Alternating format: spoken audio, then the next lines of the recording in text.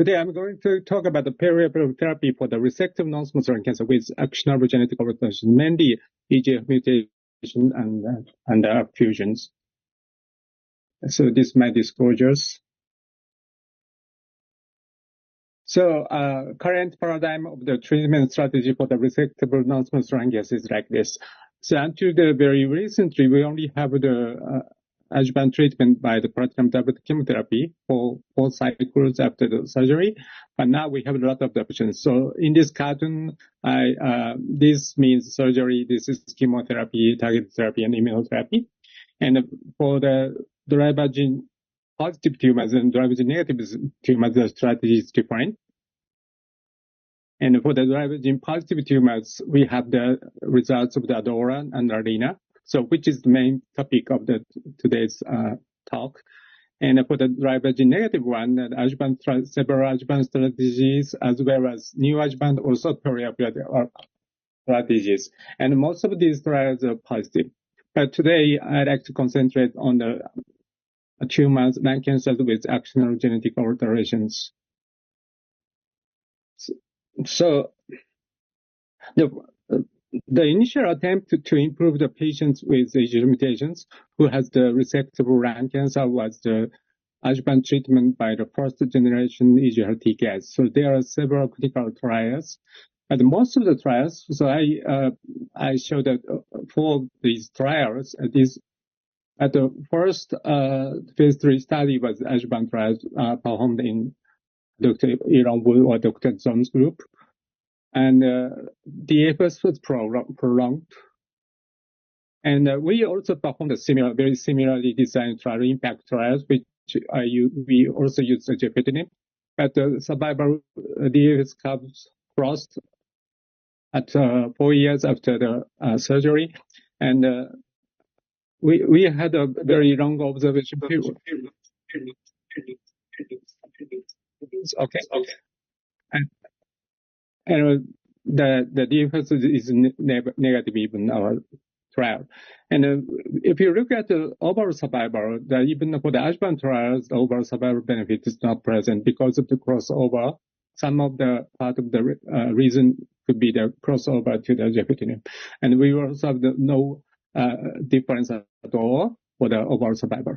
But in this trial, EVAN trial showed some overall survival advantage, but the number of the patients are relatively small.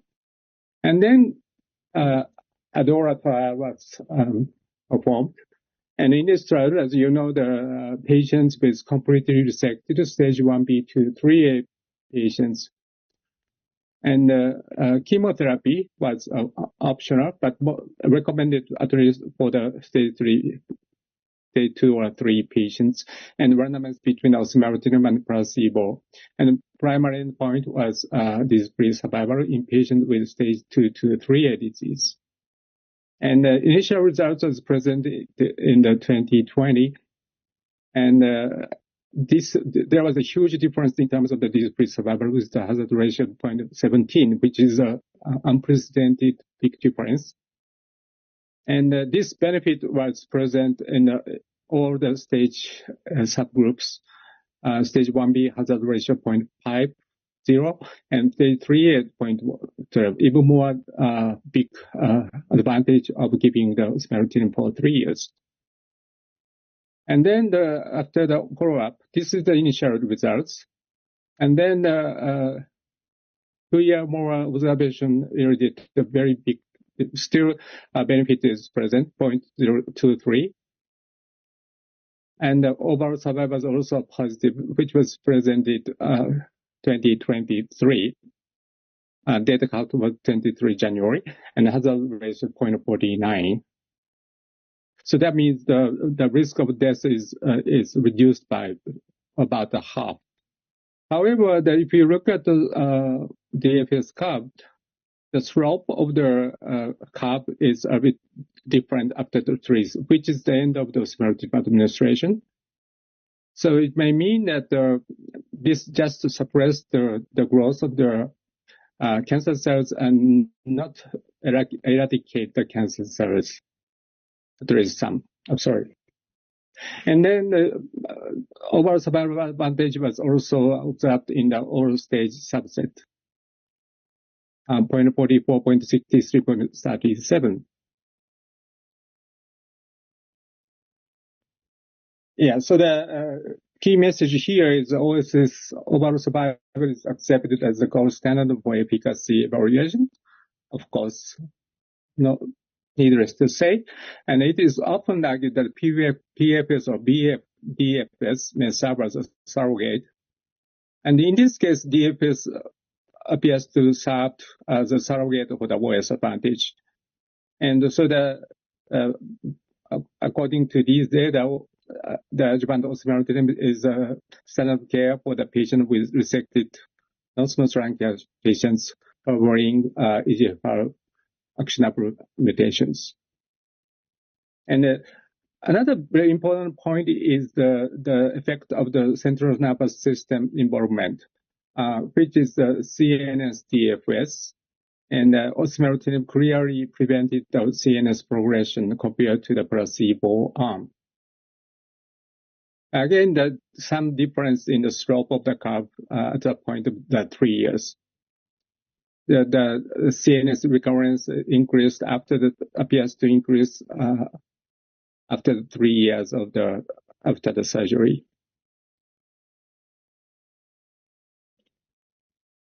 And in this trial, the chemotherapy was not mandated, although it is strongly recommended for the patient with stage 2 to 3. And here's the DFS curve with the chemotherapy and without chemotherapy. And here's the overall survival curve with chemotherapy, without chemotherapy. Because most of the patients with stage 2 to 3 received the chemotherapy. So the stage 1B patients, about only 1/4 received. So the prognosis of, DFS curve is a bit better, the patient without chemotherapy. But if you look at the overall survival curve, the overall survival is very similar between the patients with or without chemotherapy. That may mean that this may be the effect of the giving the chemotherapy. It's not very clear. And these are the subsequent treatments. So often people argue that the crossover to the osimertinib is not necessarily very high. In the placebo arm, only 43% of the patients received osimertinib after the progression, although the 88% patients received at least any of the EGFR TKIs. So there are some argument if all the patients received the osimertinib after the recurrence, then it may not create a big difference between the osimertinib arm and the placebo arm. But I think that it is not possible to give the osimertinib for all the patients who have the recurrent disease. So still, I think the osimertinib just after the surgery for the adjuvant treatment is very important. And this is a safety summary. There is no new safety signal, and none of the patients, which is very remarkable, there is no AE leading to the death of the patients. And last year in the ASCO meeting, Dr. Tom John reported the results of the MRD analysis by ctDNA using the radar assay, which is the tumor-informed assay of the ctDNA detection. And these are in this chart, these are the patients, all the patients who are positive before the randomization. So only 8% of the patients are positive. Stage 1B 0, stage 2, 7, 3, 11. And 5 patients of osimertinib arm and 13 are placebo arm. And after the osimertinib administration, 4 once became positive, negative. But for the 13 patients who were positive before the giving the placebo, all cases remained positive. So it is quite reasonable. And then many of these positive cases after the discontinuation of osimertinib termination become positive. So in this case, the sensitivity for the recurrence is 64%, so the specificity is 95%. That meaning that if the ctDNA is positive, then there is very high likelihood of the patient who will have the recurrent disease, but not small number of the patients has a recurrent disease without the positivity of the MRD. So we need to have the more sensitive assays. And this is the graph shows the lead time between the detection of the MRD by the ctDNA and the actual recurrence by the imaging studies. So there's some distribution, but the median lead time was 4.7 months. So you can say that you can detect the recurrence 5 months before the actual recurrence by the imaging studies. But the question is whether if you can start the treatment for the recurrent disease 5 months earlier, the imaging studies, is there make any difference, which should be solved in the future. And here's the ongoing adjuvant targeted therapy phase 3 studies. ADAURA 2 is extending the patient stage to the stage 1A, 2, or 3, high risk one. So including the tumors with certain histology, which deemed aggressive behavior. So those tumors are selected, then randomized between osimertinib and placebo. And FEMI is a single-arm study, is a high-risk stage, similarly designed, but it's a single-arm study, and TKIs is promonartinib, another third-generation TKIs in China. And TARGET is testing the osimertinib for the 5 year, because as I mentioned earlier, the DFS curve slope changed after the 3 years, so it may be better to give the longer term of osimertinib that may prevent the further recurrence. So this is not a randomized study, so that this is for the common EGFR mutation and uncommon EGFR mutation. So that,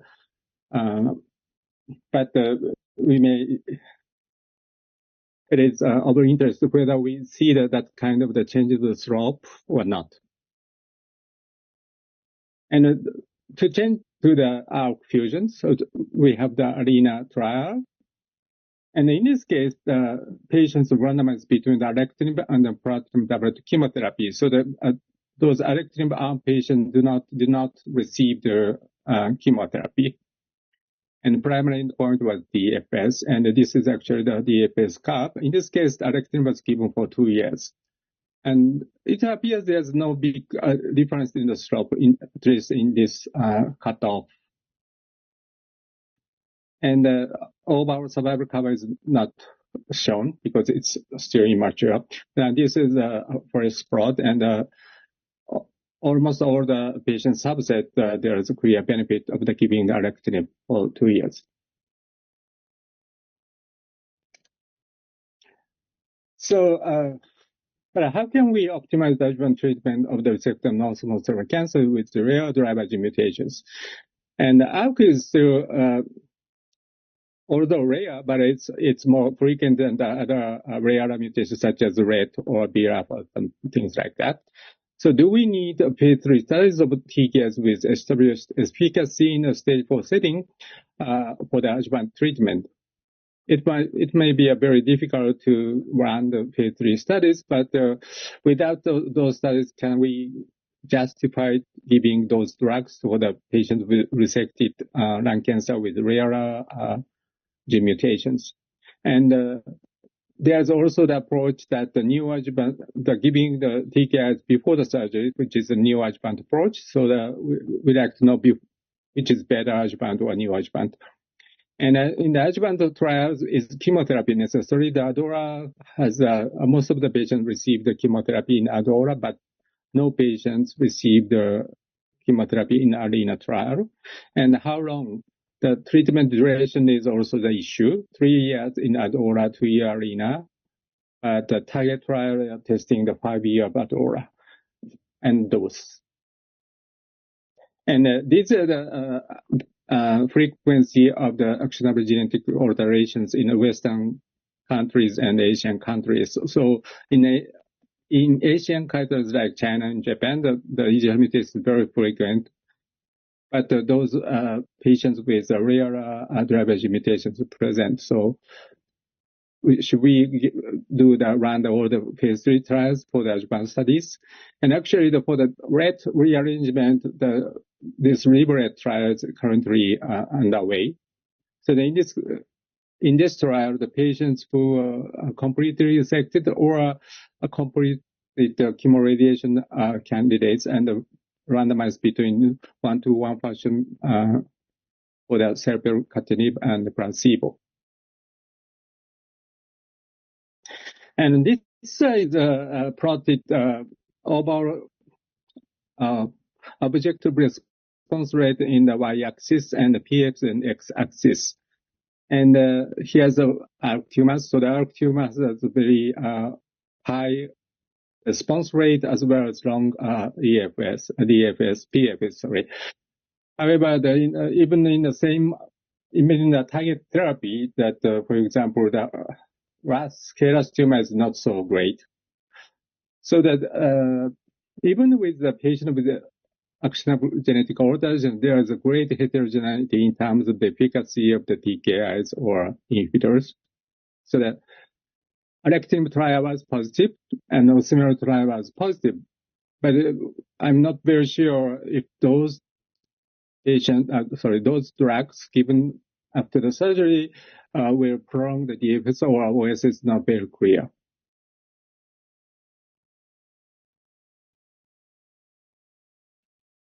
And if you look at the GIST for the gastrointestinal stromal tumor, so there's those tumors in general sensitive to imatinib, so that there are many adjuvant trials already performed. The initial study compared 1 year of the imatinib versus placebo, which was possible for the recurrence-free survival, but negative for the OS. Then they tested the 2 year versus observation. Again, the RFS was prolonged, but the OS was very similar. Then they tested 3 year versus 1 year. And there appears to be a prolongation of the DFS as well as OS. Furthermore, they are also testing the 6 year versus 3 year. So this is a bit immature, so that we can say the definite things, but so far that there's no big difference of the OS. So it's very difficult to extrapolate these results to the EGFR tumors or lung cancer, but there may be some threshold that give the survival advantage or not. And also, not all the patients actually eventually have the recurrent disease, so that there may be some limit of the recurrence depending on the duration of the treatment. And in Japan, the standard dose of the alectinib is 300 milligram BID. And all other part of the world, the standard dose is 600 milligram BID. So the ARENA trial that they used the 600 milligram BID for the adjuvant treatment, but for us, that's the double the dose for the patients compared to the patients with stage 4 disease. So that is sort of a bit ridiculous for us. And if you look at the survival curves of the RX, which is 600 milligram BID, and JRX 300 milligram BID, there appears no big difference. So we Japanese people tend to think that we can reduce the dose of the alectinib for the 300 milligram BID, even for the adjuvant setting. And there was some attempt to test the new adjuvant approach for the targeted therapy. And neoadjuvant therapy is better tolerated. And the earlier systemic therapy may control micrometastatic cells better. And the tumor reduction of the size of the tumor may lead to the improved R0 resection or more safer surgery. And now adjuvant therapy offers an opportunity of the in vivo sensitivity testing. However, not in the case of the immunotherapy, the neoadjuvant immunotherapy has a great advantage because the tumor antigen is positive, lymph node positive, also very important for elicit immune response. But in the case of the target therapy, there's no such advantage. And one of the earliest study, comparative study of the neoadjuvant, in this case, perioperative, neoadjuvant plus adjuvant, was the emerging study, CTON-11-0 studies, in which patients were randomized between the erlotinib or gemcitabine cisplatin, then go to surgery, then postoperative, they also received the same regimen. And response rate is was higher erlotinib, and the DFS is longer. But again, in the case of the Japan study of the first generation TKIs, there's no OS advantage. And there are several small studies similar to the neoadjuvant study, the UCSF, NEOS, NORA, and China retrospective analysis. The objective response rate is relatively good, 52, 71, 44, 61. But the MPR rate is not so high, 11, 15, 24, 29. And PCR rate is really very close to 0%, 4%, 0.3%. So, unlike in the case of the immunotherapy for the driver-negative tumors, the PCR rate is not so high, even with those osimertinib. But in the case of the ARC-TKI, which is a bit different because although the number of the patients so far tested is small, in the NOTICA-1, 3 out of 12 are PCR. And our NEO trial, the PCR rate is 73 out of 18, which is 70% PCR. And rolling, which is the lorlatinib, the PCR is very high, 23%. So the ARC situation and EGFR situation may be different in the case of the neoadjuvant trial, so that this should be explored in the more number of the patients in the future. And this is the select ongoing neoadjuvant target therapy trials, the EGFR, ARC-MET, or umbrella type, or RET are being tested. Mostly because of the rarity of these mutations, the number are not so great. This is NeoAurora. This is Phase 3 trials. And in the final part of the talk, I'd like to talk about the immunotherapy approach for the driver-positive tumors. And in general, tumors, lung cancers with EGFR mutations are resistant to the immune checkpoint inhibitors. Low PD-L1 expression, lower tumor mutation burden, lower CD8, natural killer dendritic cell infiltration, and relatively high Treg cells, T regulatory T cells, marrow-derived suppressive cells, and adenosine pathways activated. So in a stage 4 setting, according to this meta-analysis, the benefit of the immune checkpoint inhibitor is not present in the EGFR mutated tumors. However, in the case of the ARIA disease, resectable disease setting, this may be a bit different. In the case of the adjuvant trials, IMPOA 010 showed a similar hazard ratio between the EGFR positive or negative. And Keynote 091 is actually better hazard ratio point estimate, although the number of the patients is small. And BR31 excluded, and in the neoadjuvant trials, NADIM2 checkmate also two checkmate studies excluded the EGFR mutation. But Keynote 671 includes a small number of the EGFR mutations. And again, similar to the Keynote 091, the point estimate is better than the wild type. But in the Asian trials, which tested the perioperative durvalumab, showed the worse. So there's no consensus There's still some hope that the immunocheckpoint inhibitors may work for the earlier disease with EGFR mutations. However, the general recommendation is if you detect the EGFR mutations, the neoadjuvant immunotherapy is not recommended. This is from the IASLC consensus. And this is, I think, the very interesting study done by Dr. John's group or Dr. Wu's group, and which is a retrospective study of the immunotherapy, neoadjuvant immunotherapy for the actionable genetic alterations. And they compare the results with the emerging studies, which is a comparison of the GEM-CIS with erlotinib. And this is a retrospective cohort of the immunotherapy plus chemotherapy group.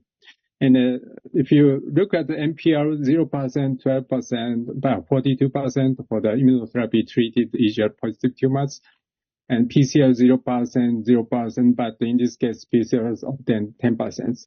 So not all the patients with EGFR mutation, some of the EGFR positive patients may benefit from the immunotherapy. So we don't know currently which of the patients with EGFR mutation has the benefit of the neoadjuvant immunotherapy. And then actually Dr. Jones' group running the trial called NeoTide, which is for the patients with EGFR mutant non-small cell lung cancers, and neoadjuvant sintilimab, which is another PD-1 body plus chemotherapy is given. And in this Cell Report Medicine journal, the MPR is 44% and PCR is 0%. But the later updated results show that the PCR is 11%, MPR 34%. So we should stay tuned to look at the final results. And this is another trial for the EGFR positive tumors for the randomized trial. But this is not the immunotherapy plus monotherapy. Both has a tripalumab. This is not randomized. They select the patient by the type of the EGFR mutation, 19 deletion and 858R. But this is currently ongoing.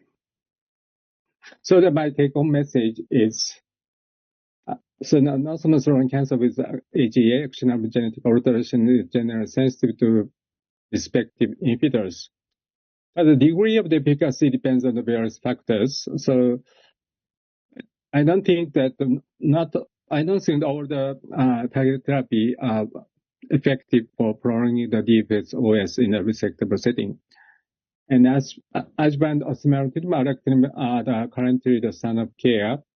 However, the following questions emerged. How can we escalate? Even with the EGFR positive tumors, some patients have the recurrent disease, so we may be able to prolong the duration of the administration of the drug, or a combination of the drug, or we need to have the newer drug. And in contrast, some of the patients may be cured by the surgery, so we like to exclude those patients by giving the adjuvant therapy, unnecessary adjuvant therapy. But ctDNA is one candidate, but still the currently available ctDNA detection is not enough to exclude those patients who never had the recurrent disease. And finally, the rare AGA, so I discussed earlier, probably you cannot run the phase 3 trials for every rare AGA, but how can we decide whether we should give the adjuvant treatment for the rare AGA? For example, there was one red, those kind of things. Red is actually currently going on. And the neoadjuvant is better or not, which is another question. And also the immunotherapy I think still has the role, at least some of the patients with AGA. And how do we treat the patients after the recurrence? Some of the patients may still have, especially, for example, for the patients with EGFR mutations has a recurrent disease after the 3 year of the after stopping the osimertinib at 3 years, then those patients may still have the sensitivity to osimertinib. But if the patient developed recurrence during the adjuvant treatment, then they have some recurrent mechanism. So this is very similar to the stage 4 settings, but we don't know how to treat these patients as of yet. And of course, more clinical trials are needed. And thank you very much. With that, I'd like to stop my talk, and thank you very much for kind attention.